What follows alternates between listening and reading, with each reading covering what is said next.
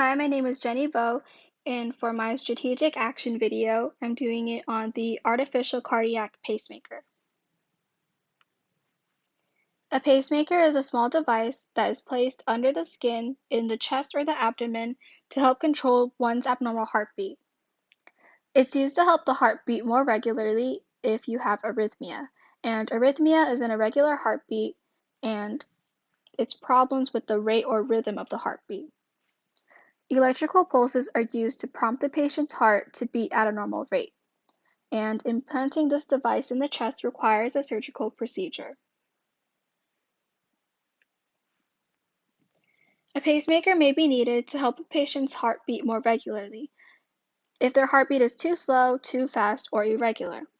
Tachycardia is when the heart beats too fast, and bradycardia, which is one of the most common reasons why someone may need a pacemaker, is a heartbeat that is slower than normal. Heart block is a disorder that occurs if an electrical signal is slowed or disrupted as it moves through the heart. Heart block can happen as a result of aging, damage to the heart from a heart attack, or other conditions that disrupt the heart's electrical activity. Some other reasons may be aging or heart disease because they can damage your sinus node's ability to set the correct pace for your heartbeat. This kind of damage can cause slower than normal heartbeats or long pauses between heartbeats. The damage can also cause an individual's heart to switch between slow rhythms and fast rhythms. Certain medications, such as beta blockers, can slow one's heartbeat too much.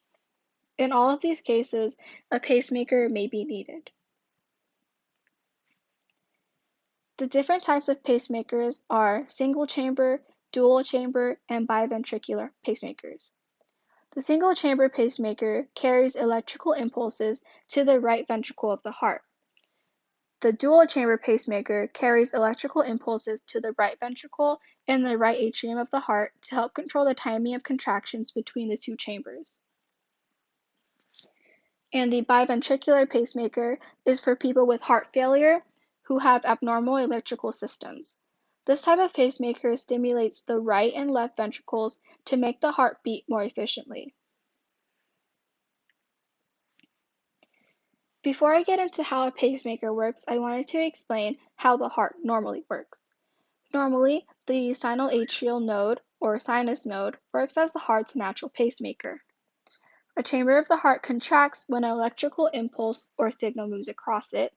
For the heart to beat properly, the signal must travel down a specific path to reach the ventricles.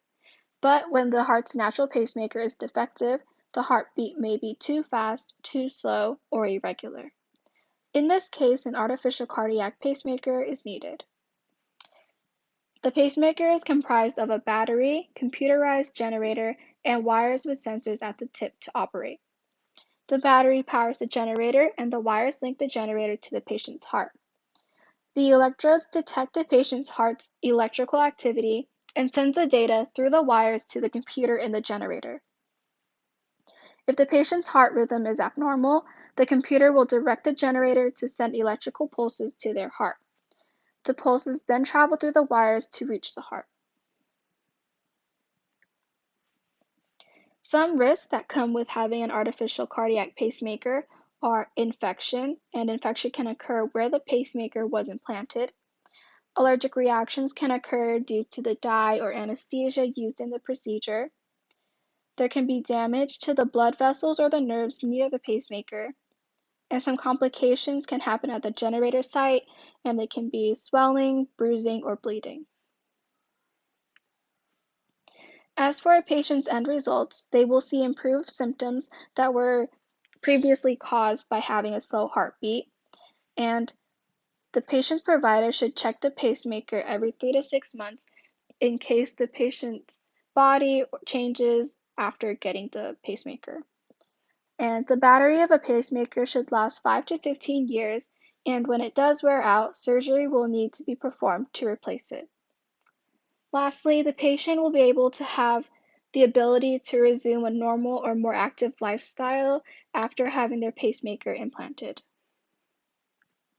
These are my references for this presentation, and thank you for listening.